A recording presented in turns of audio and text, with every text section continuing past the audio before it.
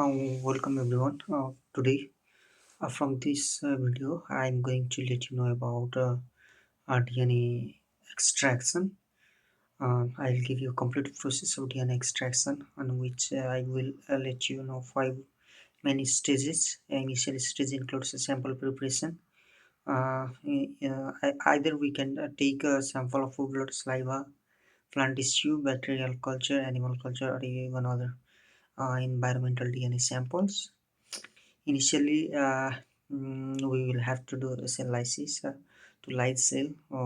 We can use different methods like chemical lysis, where we can use sodium diodecyl sulfate for uh, to dissolve cell membrane.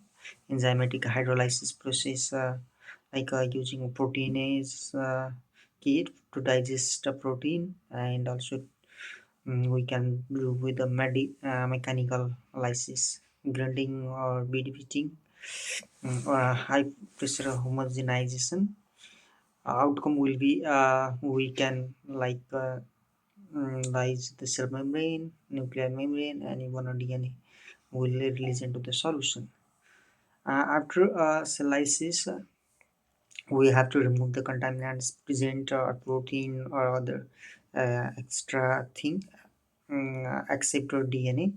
So we use a process like a chloroform phenol method or phenol chloroform method, where we can use organic solvent to separate a DNA from protein, on which initially we add a phenol, and subsequent there will be addition of chloroform, and we perform centrifuge for the separation, and remain DNA we will get in the aqueous phase, and protein will be moved to in its organic phase. Like for enzymatic digestion, another method of DNA extraction, Proteinase K enzyme will digest a protein, and in case of salt precipitation, salt will help to aggregate and separate. For the DNA precipitation and from the solutions, we use like ethanol or isopropanol propanol in the final stage, and salt like sodium chloride will have a major role for the precipitation. So in this process includes like addition of alcohol, DNA uh, becomes like insoluble in that case, and further we will do centrifuge and we will have a pallet of DNA. So washing of a DNA can be done on GE buffer, and a result we will be like a purified DNA. So after extraction of DNA, quality must be maintained.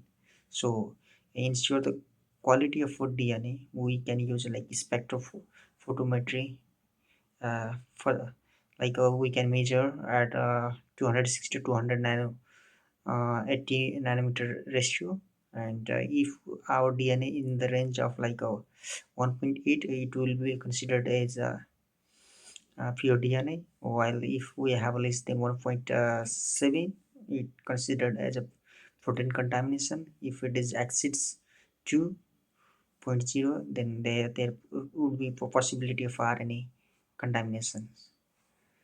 Thank you so much. We will meet in our next video. Bye.